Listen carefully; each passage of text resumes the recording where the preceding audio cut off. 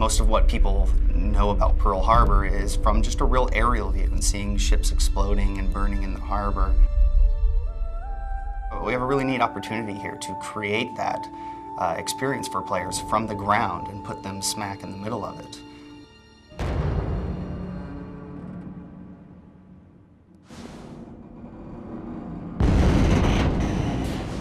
What was that? What's going on? The player's going to be thrust into this event. He's going to walk out of the door of his battleship and just be amazed at everything that's happening. And we want him to feel like the world isn't centered around him. We want to feel like he's thrown into this crazy, horrific attack. And he's going to take a second to soak it all in. And then realize, wow, maybe I can help fight these guys off. I'm not going to win Pearl Harbor, but maybe I can do something to help our cause. Take his gun and give us fire support!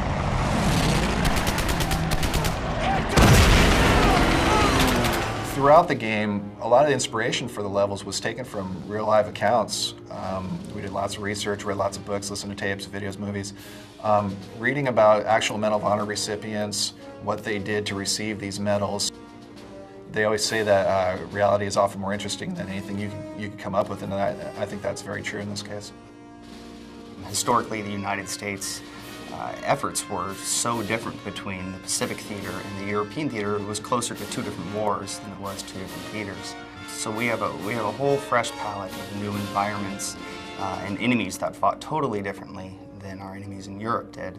The battles that took place during the first 2 years of the Pacific theater are unbelievable stories for us to tell players about and let them experience. Medal of Honor Pacific Assault, although it shares some similarities with the console version, which is called Rising Sun, it's a completely different game designed exclusively for the PC platform and the PC game player.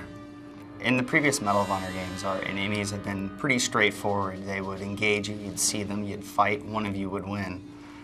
In Pacific Assault, we're trying to take it to a new level with both the enemies and the tactics they used, having them appear to be more human, having them make decisions based off how hurt they are. Are they going to turn and retreat and go look for help? Let him have it! Instead of just single enemies that you're fighting one at a time, you might be fighting squads of enemies who have a leader who is giving them orders, telling them to fall back, telling them to flank. The squad will also have a morale level that changes based on the combat. So if I'm a Japanese soldier and I'm fighting you, my buddy gets shot, my morale's gonna go down and I might retreat and go hide behind a rock now because I'm a little worried about what's happening. Or if my personality is different, I might instead pull out my sword and charge you. The technology is focused on recreating large, expansive environments. So we're talking about islands, we're talking about Pearl Harbor, we're talking about jungles, we're talking about things that haven't traditionally been modeled well in games. The new render in Pacific Assault will make the gameplay a lot more organic feeling. We'll be able to let the player roam around the world a little bit more freely to make it feel like not everything is planned, like they don't have to go from point A to point B to point C to complete the level. One thing we're really trying to do is create a tense environment, one where you're afraid that you're going to get shot and you really don't want to just go running up the middle of the road. Instead, you're going to be creeping from rock to tree to rock. We might add some more psychological features in there, maybe voices or whispers or a very eerie wind or something that's going to give it more of a moment. Every time that you replay the level, you're not always exactly hearing the same moments over and over again. We go out on weapon shoots with actual World War II weapons to ensure we record the right audio and our animators can see what it really looks like when you shoot one of these guns. They took damn near the entire Pacific with these things. We work with museum curators and reenactors, so we really know what it feels like when a flamethrower goes off a few feet away from you and how to convey that in the game for a player.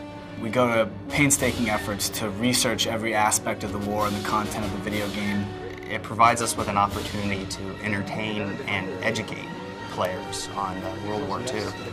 And having the opportunity to build games that are socially conscious is pretty rare these days, and something our team in Electronic Arts takes most seriously.